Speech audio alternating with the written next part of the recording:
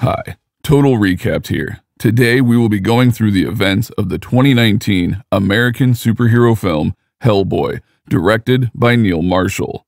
Warning, this video contains spoilers, so watch at your own risk. Now let's get right into the movie.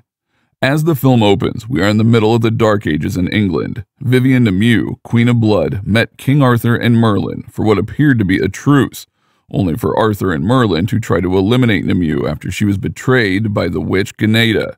The evil queen may never rule on Earth again, since Arthur dismembered her and beheaded Nimue with the help of Excalibur.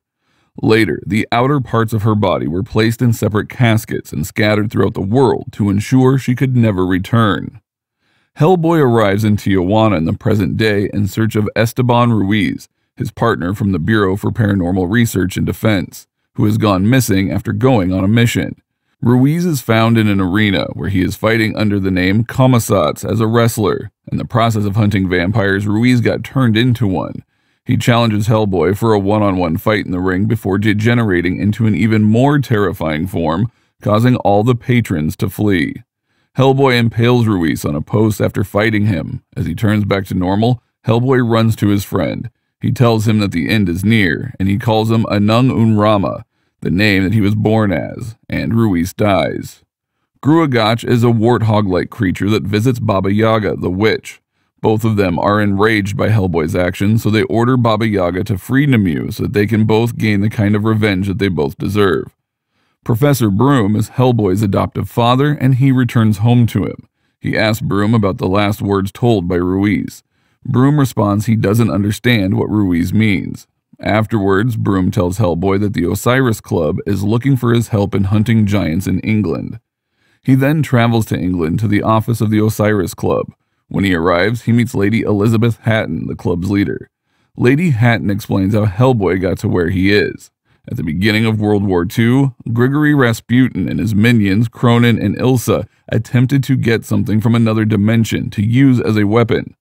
Lobster Johnson, the BPRD's top agent, was instrumental in getting the BPRD there as he helped kill Nazis, and then had Rasputin executed. Initially, Broom was told to kill everything that came out of the Nazis' portal, but when he saw the baby Hellboy, he decided to adopt him instead. During his pursuit of giants with the Osiris hunters, Hellboy is betrayed by them, and they begin impaling him repeatedly in an attempt to kill him. He can kill some soldiers, but he is weakened by being electrocuted by them after he is cornered in the river. A giant, along with two other giants, comes in and attacks the hunters before the leader could strike the fatal blow. As Hellboy wakes up, he finds the giants feasting on their corpses, and he jumps into action. Hellboy, despite being tossed around a bit by the giants, slices off their limbs, plucks out their eyes, and kills them straight up. However, Hellboy passes out again shortly afterward. In Gruagach's quest for vengeance, he goes to a church where he starts killing groups of monks. Nimue's head is kept in the church beneath the ground, and as a result, he forces the remaining one to guide him there. Upon the monk's refusal to speak the incantation to free her, Gruagach tears his tongue out and swallows it so that he can speak the words. When Nimue regains consciousness, he tells Gruagach where to go to find the rest of her body. Alice Monaghan has the power to hear the voices of the dead, and she rescues and brings him to an apartment. Agents of Broom break into Hellboy's apartment to ensure he is okay. Hellboy goes outside to complain to Broom about Osiris Club's attempts to kill him. In light of that, Broom is less worried about the matter and more concerned with the fact that Nimue is awake, and that the last pieces of her body lie in the Osiris Club headquarters. Hellboy is introduced to the M11 Colonel Ben DeMaio, who has been working to stop Nimue through the BPRD. Broom orders them to bring Alice along with them as well. After reaching the Osiris headquarters, the team finds that everyone has been brutally slaughtered. When they found Lady Hatton's body, Alice touched the head of the body, hoping that Lady Hatton's spirit would appear from Alice's mouth. This allowed Alice to communicate as Lady Hatton. Hatton warns Hellboy that since Nimue is free now and searching for a king, his true destiny will be fulfilled. After that, the group runs into Gruagach as he is taking with him the last piece of Nimue. Despite Hellboy's efforts to stop him, Gruagach escapes after Nimue distracts him. Nimue shows him a vision to play with his feelings about how non-human creatures are treated, thus rendering him incapable of stopping him. Hellboy mentions to Alice and DeMeo that he knows Gruagach as they travel to the headquarters of M11. He tells them that he was called by Alice's parents when she was a child to help them. The fairies had taken her away and replaced her with a changeling. With the use of iron, he coaxed Gruagach to reveal his true form. Since Hellboy branded Gruagach, he has been seeking revenge for a long time now. Fortunately, the fairies later come back to bring Alice home safely. The moment Hellboy arrives at M11, he shouts angrily at Broom, asking him why he did not kill him when he came out, to which Broom replies that he saw potential in Hellboy. At this point, Hellboy just storms off. Furthermore, DeMeo leaves the place to find a bullet that is capable of killing Hellboy if needed. Hellboy discovers Baba Yaga's house in another realm. He is brought into the witch's home where she is feasting on young children's hands. Since Hellboy had previously gouged out one of her eyes, she subsequently offers to help him find Nimue in exchange for his eye. Despite Hellboy's reluctance, he agrees, and she seals the deal with a kiss. Hellboy fools her, however, since she didn't let him know when to give her the eye. As a result, she curses him and ends up falling back into the same office with Broom and Alice. DeMeo tells Alice the story of the scars on his face as the team heads to Nimue's location. A demonic jaguar creature attacked him and his team while they were hunting in Belize. His entire team was killed, but he survived after the creature forcibly clawed at his face. They find Nimue after she confronts Ganeida and her sisters for betraying her. Having killed the sisters, she does not harm Ganeida at all, and she presents a thorny crown to Nimue. Then Nimue unleashes an army of undead warriors to fight the heroes, while Hellboy chases her down. She tries to entice him by offering him a chance to join her to rule together, but Hellboy refuses. As Nimue and Gruagach escape through the portal, Nimue throws a thorn at Alice's neck, poisoning her.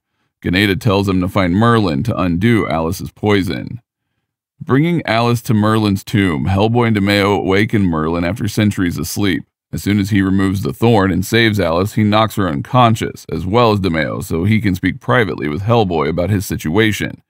It is revealed to Hellboy that he is a direct descendant of Arthur, and more importantly, that his mother was a human. Ultimately, he is the only one capable of wielding Excalibur and defeating Nimue. When Hellboy reaches for the sword, a vision of himself emerges. He rides a dragon with fully grown horns, is clad in fury, and massacres people. For fear that taking Excalibur will bring about the apocalypse, Hellboy refuses to take Excalibur, and as a result, Merlin sees to dust as he dies in disappointment. Following Nimue's restoration of power, she unleashes a plague that spreads rapidly throughout London, killing many. To confront her, the team heads to St. Paul's Cathedral. Gruagach finds him there.